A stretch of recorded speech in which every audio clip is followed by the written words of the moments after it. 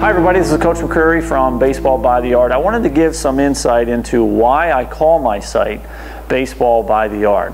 It actually goes back to a time when I was just out of high school and I was playing in an American Legion All-Star game. And prior to the game starting, it started to rain and a bunch of professional scouts came into our dugout and was talking up with us and so forth. And I remember one of my players on my team asked one of the scouts a question.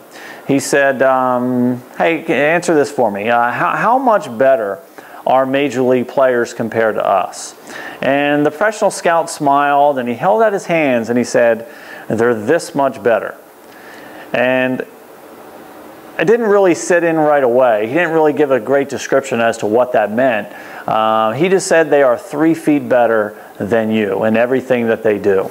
And he was called out of the dugout, wasn't really able to explain it any further than that. But that answer stuck with me. And when I played in college and then at the professional level, and then when I coached in college and coached at the professional level, that answer became more and more apparent as to why players move on and get to the next level. And that's from then on, I really have been passionate about those little things that help players shrink that 3-foot gap between themselves and the players who move on to the higher levels.